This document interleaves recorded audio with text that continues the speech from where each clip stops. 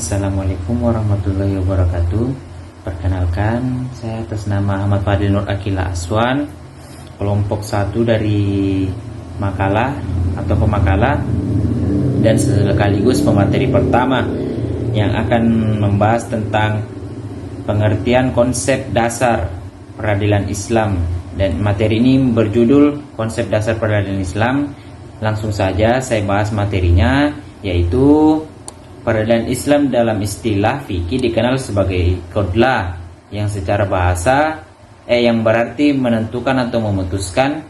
Secara istilah, qadlah adalah proses menyelesaikan perselisihan antara dua kelompok atau bahkan lebih dengan berdasarkan hukum atau ketentuan dari Allah Subhanahu wa taala. Artinya peradilan Islam ini tidak bersumber dari kehendak manusia, tetapi dari tapi berlandaskan hukum tentang yang terdapat pada Al-Quran dan Sunnah. Dalam konteks bahasa Indonesia, peradilan dipahami sebagai seluruh proses yang berkaitan dengan pengadilan, mulai dari pemeriksaan perkara hingga bertujuan untuk mencari dan menegakkan keadilan melalui lembaga resmi yang memiliki kewenangan hukum dalam fungsi yang dijalankan oleh qadhi atau hakim, yaitu yang diberi amanah untuk menetapkan hukum terhadap perkara yang diperselisihkan.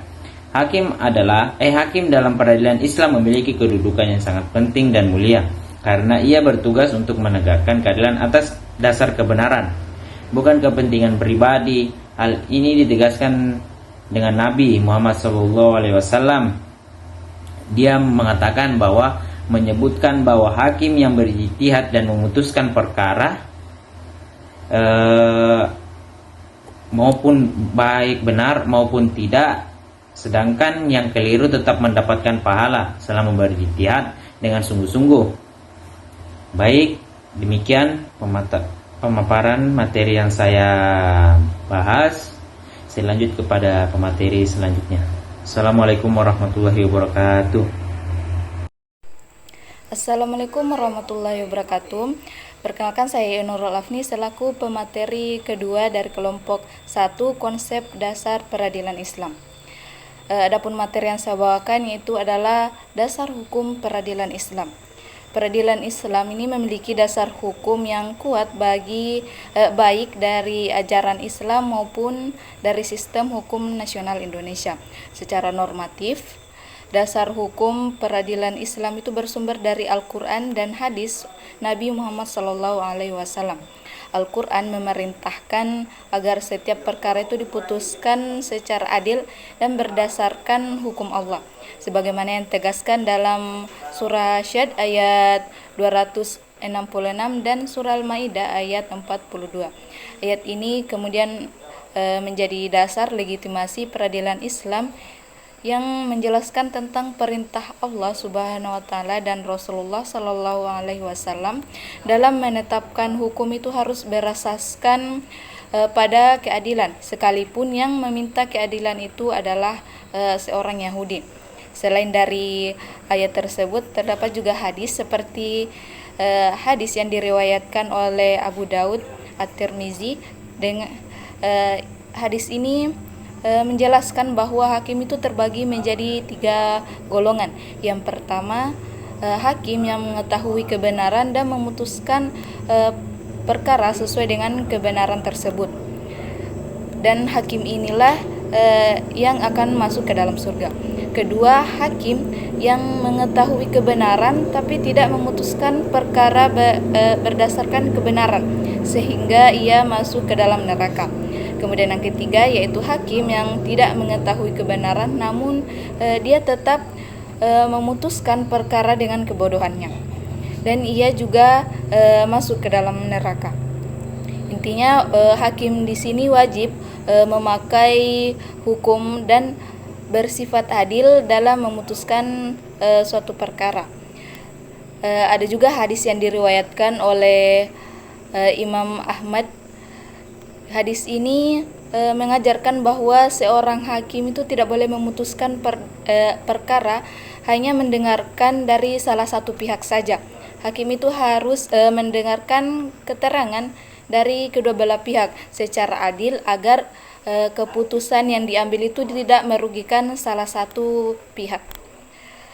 Dari konteks hukum di Indonesia, dasar hukum peradilan Islam itu diperkuat oleh peraturan perundang-undangan, Undang-Undang Dasar Negara Republik Indonesia tahun 1945, khususnya pada pasal 24 ayat 2 yang menegaskan bahwa kekuasaan kehakiman itu dilaksanakan oleh Mahkamah Agung beserta badan peradilan di bawahnya, termasuk peradilan agama. Ketentuan ini kemudian memberikan legitimasi konstitusional terhadap keberadaan peradilan agama sebagai bagian dari sistem peradilan nasional. Itulah tadi dasar hukum dari peradilan Islam. Assalamualaikum warahmatullahi wabarakatuh. Assalamualaikum warahmatullahi wabarakatuh. Pada bagian ini saya akan membahas tentang struktur dan sistem peradilan dalam Islam. Struktur dan sistem peradilan dalam Islam berakar langsung dari ajaran wahyu, di mana Allah Subhanahu wa Ta'ala adalah sumber hukum tertinggi dan Rasulullah Shallallahu Alaihi Wasallam diberi otoritas untuk melaksanakan peradilan sebagai wakilnya di muka bumi. Pada masa Rasulullah Shallallahu Alaihi Wasallam dan para sahabat, peradilan dijalankan secara sederhana namun adil dengan pemimpin negara berkewajiban mengangkat qadli atau hakim untuk mewakili tugas peradilan di berbagai wilayah.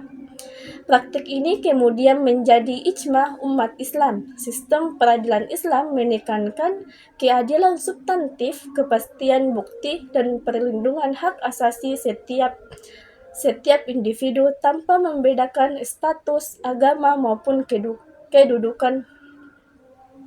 Putusan hukum hanya dijatuhkan jika syarat dan bukti terpenuhi secara sempurna, serta sanksi diterapkan secara adil. Selain itu, Islam memberikan ruang bagi pemanfaat korban dalam kasus tertentu, serta menjamin hak rakyat untuk mengoreksi dan menggugat pemimpin apabila terjadi kezaliman.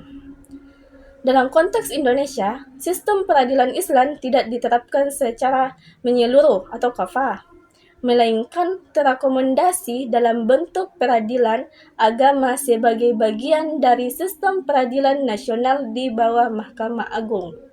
Peradilan agama berwenang menangani perkara perdata tertentu bagi umat Islam, seperti perkawinan, waris, dan ekonomi syariah. Dengan demikian, wujud adaptasi prinsip-prinsip hukum Islam dalam kerangka negara hukum modern Indonesia. Baik, itulah tadi hasil pemaparan materi kami. Lebih dan kurangnya mohon dimaafkan.